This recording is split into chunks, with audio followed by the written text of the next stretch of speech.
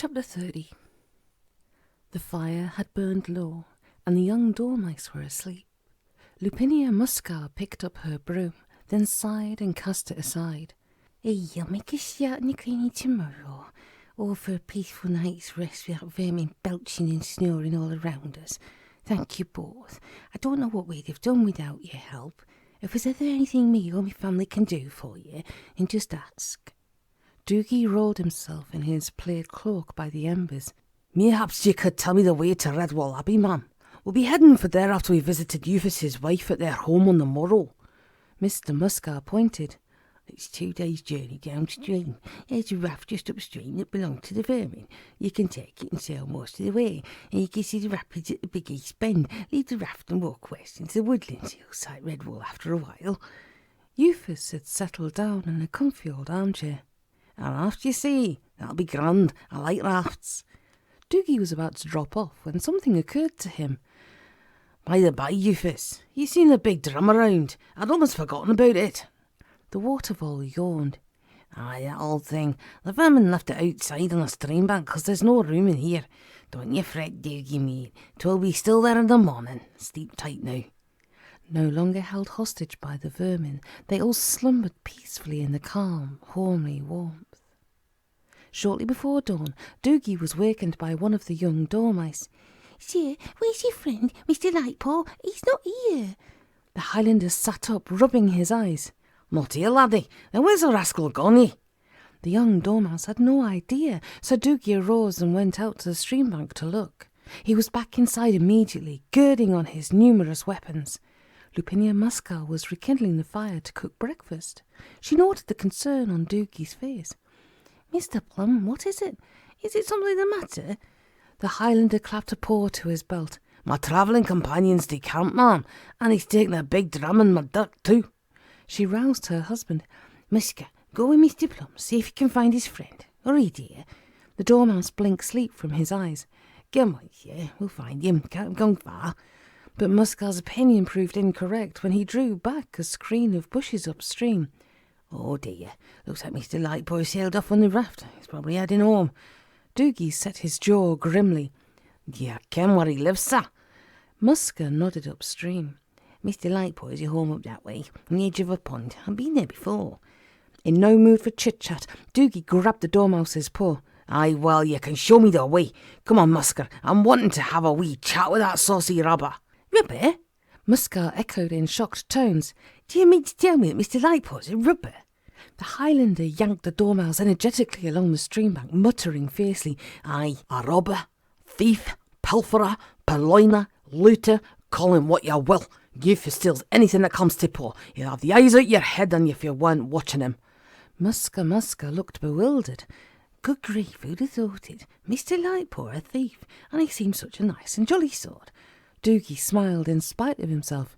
Oh, it just goes to show you never know he's living in the area nowadays, huh? They followed the stream bank, then cut off west.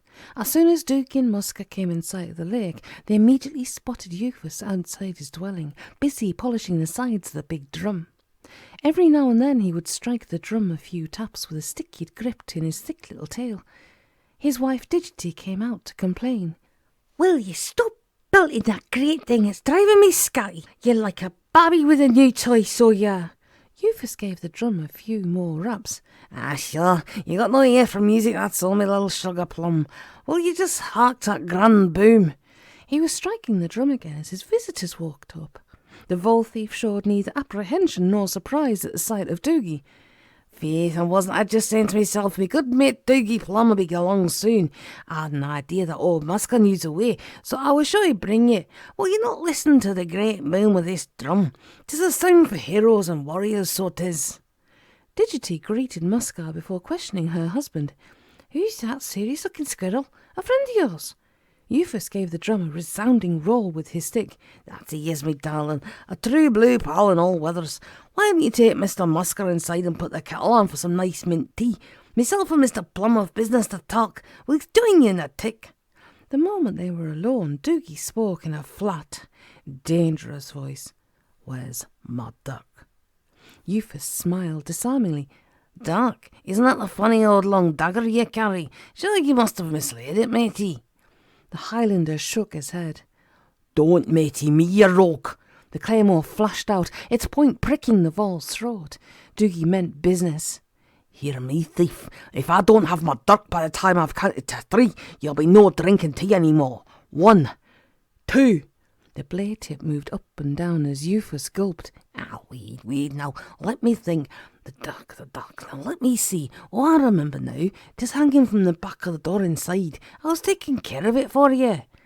Doogy used his claymore to motion the Vol thief inside. "It had better be, Euphus, or that bonny wee wife of yours will be making a bonny wee widow. Go on, you first." Just as the Highlander was retrieving his weapon from the hook behind the front door, Digity placed a tray of pasties and some long, fat objects on a table alongside her tea service. "Mr. Plum, sit yourself down and take a sup and bite with us. The pasties are filled with wild cherry and rhubarb, but if you fancy something savoury, then try me sausages. They're straight out the oven, you know." Doogy inquired. "Sausages, mum? What are sausages?" The Vol wife explained. "I invented them myself, sir. I make a mixture of fine ground barley, oats, carrot and mushroom. Then I wrap them in onion skin and bake them slow overnight. Every beast likes me sausages. Have one. Ah, no. Don't sit there, Mr. Plum. It doesn't like being sat upon, do you, Rockbottom?" Doogy stood to one side, staring at what he thought had been some kind of stone seat. It looked like stone, though it was covered with a curious square pattern. Euphus rapped gently on the object. Doogy could not believe what he was seeing. A head emerged slowly from one end of the thing. It resembled a serpent's head, but it had a much friendlier expression, with a mouth more like a beak.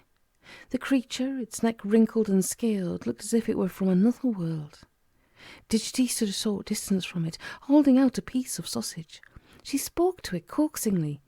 "Come on then, me beauty. Have some of your mammy's sausage for you, me lovely old Rockbottom." Doogy's eyes grew wider as 4 scaly little limbs emerged from the beast. Opening its small pink-tongued mouth, it trundled towards the food in the Vol wife's paw. Totally flabbergasted, Doogy scratched his tail in bewilderment. "What in the name of moors and mountains did you get that beastie? What manner of creature is it?" Digity fed her small friend fondly. "Ah, sure, Euphus gave it to me as a gift to keep me company while he's out roving goodness knows where." Doogy grabbed the Vol thief's whiskers and tweaked hard. "Where did you steal it? And I want to know the truth."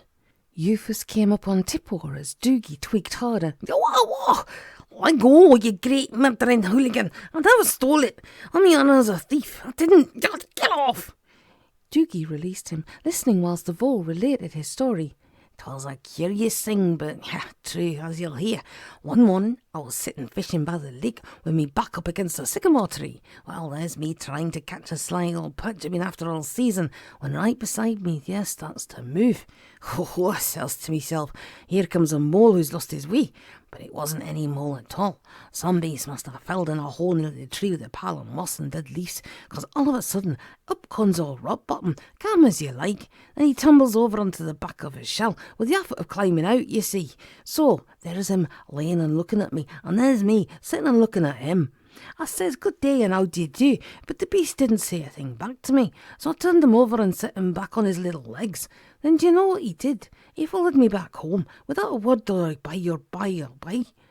Digity took to the little fellow right away, so she did. We named him Rockbottom, and he's been with us ever since, and a grand old companion he is too, aren't you, Rockbottom, me old tatter cake?" With eyes twinkling, the creature nodded its head as Digity stroked it lovingly. "Sure, he's neither beetle, crab nor newt, but I wouldn't be without me darling pet, not for anything."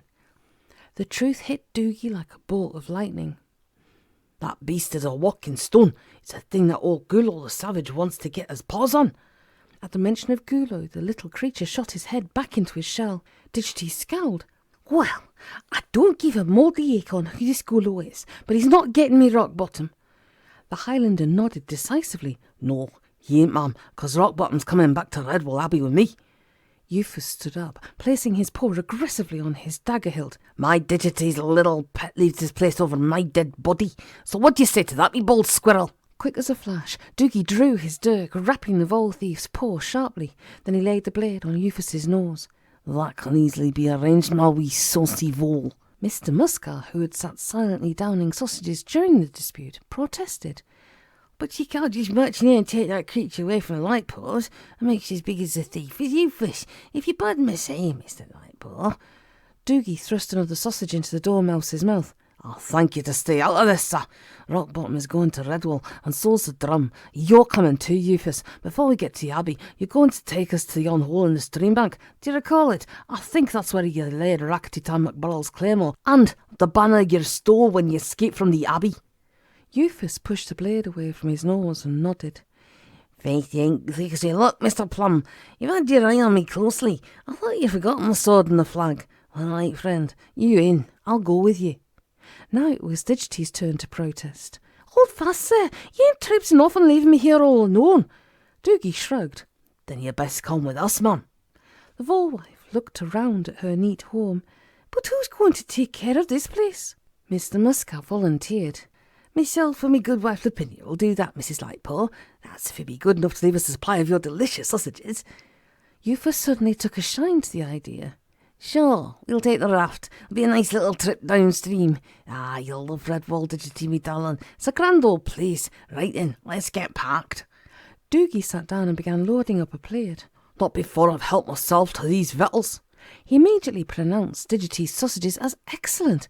Oh, I never met a sausage till today, but I could happily live on them for the rest of my life, ma'am. The vermin must have stolen the raft from some other beasts, because it was a stout, well-built craft, and it roared the stream smoothly. Mr. Muskrat leapt ashore as they passed his dwelling. The Dormouse family came out to wave farewell as they drifted off downstream, with Euphus and Doogy plying the long paddling poles.